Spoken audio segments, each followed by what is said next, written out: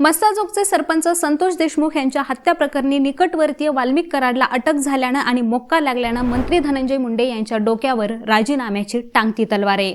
ज्या खंडणीसाठी ही हत्या झाल्याचा दावा पोलीस करतात त्याच खंडणीची बैठक मुंडेंच्या बंगल्यावर झाल्याचा आरोप आहे। वाल्मिक कराडला मोकळं रान दिलं आणि त्याच्या गुन्ह्यांना राजकीय आशीर्वाद दिल्याचाही आरोप विरोधकांकडून केला जातोय।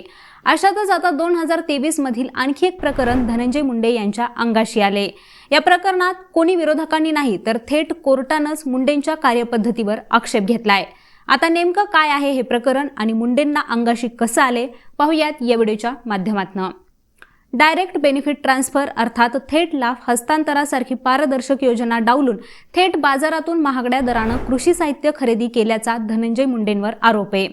याबाबत राजेंद्र म्हात्रे यांनी उच्च न्यायालयात जनहित याचिका दाखल केली आहे। या प्रकरणावर शुक्रवारी न्यायमूर्ती नितीन सांबरे आणि न्यायमूर्ती वृषाली जोशी यांच्यासमोर सुनावणी झाली।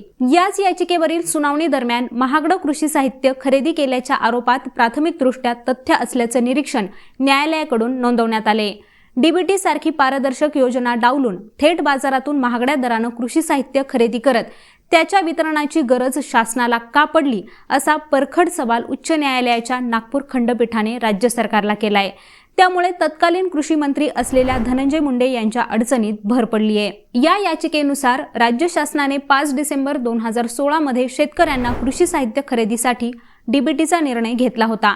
या योजनेतून शेतकऱ्यांना विविध कृषी साहित्य थेट खरेदी करण्याची मुभा होती। त्यानंतर प्रशासकीय प्रक्रिया पूर्ण करून शेतकऱ्यांच्या बँक खात्यावर रक्कम हस्तांतरित केली जात होती। ही पारदर्शक योजना असतानाही 23 ऑक्टोबर 2023 रोजी तत्कालीन कृषी मंत्री धनंजय मुंडे यांनी यात बदल केला। डीबीटी योजना बंद केली आणि स्वतः कृषी साहित्य खरेदी करण्याचा निर्णय घेतला। यासाठी राज्य शासनाने 103.95 कोटी रुपयांचा निधी देखील मंजूर केला होता। 12 मार्च 2024 रोजी काढलेल्या परिपत्रकानुसार राज्य शासनाकडून बॅटरीवर चालणाऱ्या स्प्रे पंप खरेदीसाठी 1,500 रुपये प्रतिपंप या हिशेबाने 80.99 कोटी रुपयांचा निधी दिला जाणार होता।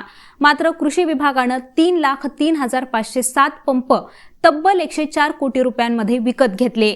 याचिकेतील माहितीनुसार शासनाला एक पंप 3,425 रुपयांमध्ये मिळाला। यवतमाळच्या एका दुकानात याच पंपाची किंमत 2,650 रुपये होती।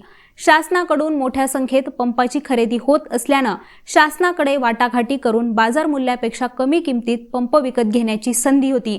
मात्र शासनाने जास्तीची किंमत मोजत पंप खरेदी केले। उच्च न्यायालयाने याचिकाकर्त्यांच्या याच आरोपात तथ्य असल्याचं म्हटले।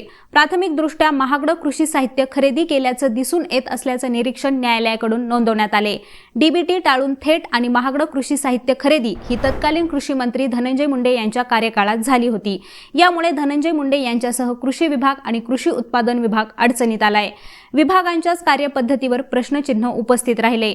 न्यायालयाने सध्या यांना नोटीस बजावली असून या प्रकरणाची पुढील सुनावणी ही 29 जानेवारी रोजी निश्चित करण्यात आली आहे। आता मंडळी, याबद्दलचं तुमचं असणारं मत आम्हाला कॉमेंट करून नक्की सांगा आणि यांसारख्याच विषयांची माहिती मिळवण्यासाठी लेट्सअप मराठीला सर्वच सोशल मीडिया हँडलवरती फॉलो करायला विसरू नका आणि पाहत रहा लेट्सअप मराठी।